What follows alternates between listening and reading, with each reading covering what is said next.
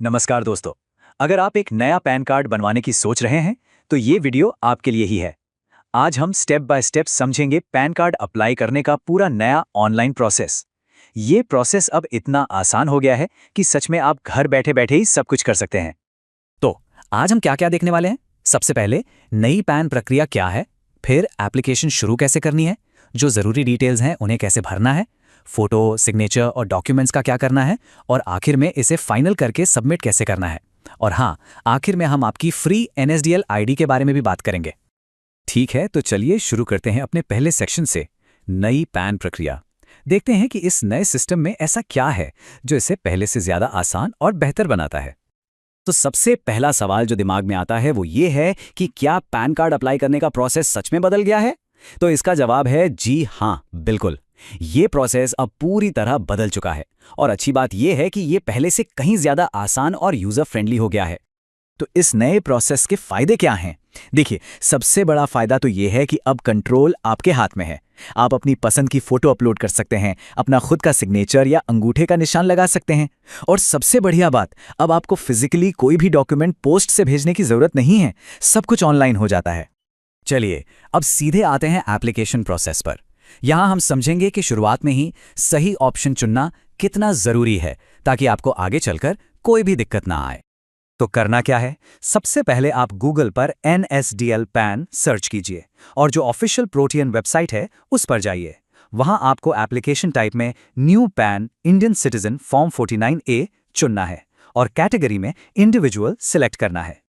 अब ये स्टेप बहुत ज्यादा जरूरी है। ध्यान से सुनिएगा, यहां आपको दो ऑप्शन मिलेंगे। आपको हमेशा दूसरा वाला ऑप्शन चुनना है, submit scanned images through e-sign. ऐसा क्यों? क्योंकि इससे आप अपनी मर्जी की फोटो और सिग्नेचर अपलोड कर पाएंगे। अगर आप पहला वाला चुनते हैं तो आधार वाली फोटो आ जाएगी और कार्ड पर सिग्नेचर भी नहीं होगा, जिससे बाद में बैंक KYC में दिक्कत आ सकती है। तो याद रखिए, दूसरा ऑप्शन ही बेस्ट है। ठीक है, अब आते हैं फॉर्म भरने वाले पार्ट पर। घबराइए नहीं, हम उन सभी पॉइंट्स को कवर करेंगे जहां लोग अक्सर कंफ्यूज होते हैं या गलतियां कर देते हैं, ताकि आप अपना फॉर्म बिल्कुल सही सही भर सकें। नाम भरने में अक्सर लोग गलती करते हैं, तो इसको समझ लेते हैं। अगर आपका नाम है सुरेश कुमार शुक्ला, तो फर्स्ट नेम में आएगा सुरेश, मिडिल नेम में कुमार और लास्ट नेम में शुक्ला। अगर नाम सिर्फ सुरेश कुमार है तो मिडिल नेम वाला कॉलम खाली छोड़ दीजिए, लास्ट नेम में कुमार लिखिए। और अगर सिर्फ एक ही नाम है, जैसे सुरेश, तो फर्स्ट और मिडिल नेम दोनों खाली छोड़िए और लास्ट नेम में सुरेश लिखिए। सिंपल। कुछ और जरूरी बातें, आपको माता और पिता दोनों का नाम भरना है, पर कार्ड पर किसका नाम प्रिंट करवाना है ये आप चुन सकते हैं। आमतौर पर पिता का नाम चुना जाता है। इनकम सोर्स में अगर आप स्टूडेंट हैं या कोई इनकम नहीं है तो नो इनकम सिलेक्ट करें। एड्रेस में रेजिडेंस चुनें ताकि कार्ड आपके घर पर आए। और AO कोड के लिए चिंता मत कीजिए, बस अपना स्टेट और सिटी सिलेक्ट कीजिए और कोड अपने आप भर जाएगा। चलिए अब आते हैं डॉक्यूमेंट अपलोड करने वाले स्टेज पर। यहाँ कुछ टेक्निकल रिक्वायरमेंट्स हैं, पर घबराइए मत, हम इसे बिल्कुल आसान भाषा में समझेंगे। तो देखिए, आपको 3 चीजें अपलोड करनी हैं। पहला, एक पासपोर्ट साइज फोटो। दूसरा, आपका सिग्नेचर या अंगूठे का निशान जिसका साइज 50 KB से कम होना चाहिए। और तीसरा, आपके ID प्रूफ, एड्रेस प्रूफ और डेट ऑफ बर्थ प्रूफ का एक सिंगल PDF फाइल जो 300 KB से ज्यादा बड़ा ना हो। और यहाँ पर सबसे अच्छी बात क्या है कि अगर आपके पास आधार कार्ड है तो आपका काम बहुत आसान हो जाता है, क्योंकि एक अकेला आधार कार्ड ही आपके तीनों प्रूफ यानी आइडेंटिटी, एड्रेस और डेट ऑफ बर्थ के लिए काफ़ी है।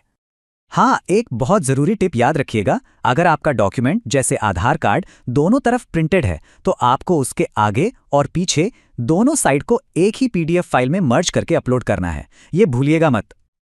बस अब हम प्रोसेस के लगभग आखिरी पड़ाव पर पहुंच गए हैं। चलिए देखते हैं कि पेमेंट और सबमिशन के फाइनल स्टेप्स क्या हैं।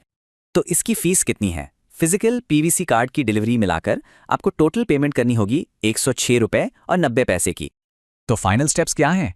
सबसे पहले समरी पेज पर अपनी सारी डिटेल्स को अच्छे से चेक कर लीजिए। फिर QR कोड, UPI या कार्ड से पेमेंट कीजिए। इसके बाद आपके आधार से जुड़े मोबाइल नंबर पर एक OTP आएगा, उससे ऑथेंटिकेट कीजिए। फिर एक और OTP से ई-साइन पूरा कीजिए और आखिर में जो एक्नॉलेजमेंट स्लिप मिलेगी उसे डाउनलोड करके सेव जरूर कर लीजिए। तो सबमिट करने के बाद क्या होगा? आपको तुरंत एक एक्नॉलेजमेंट स्लिप मिल जाएगी।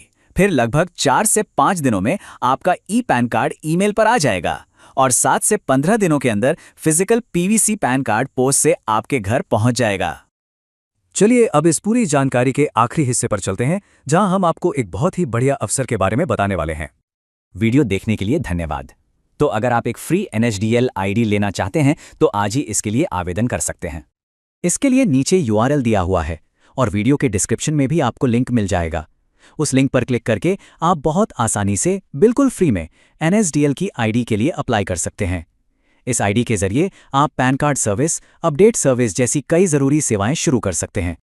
तो क्या आप अपनी दुकान या सेंटर से पैन कार्ड सेवाएं देने के लिए तैयार हैं? ये सभी सेवाएं बहुत आसानी से चलती हैं। तो नीचे दिए गए URL पर क्लिक कीजिए, वीडियो के डिस्क्रिप्शन में भी लिंक है, और अभी तुरंत अपनी फ्री NSDL आईडी के लिए आवेदन करें।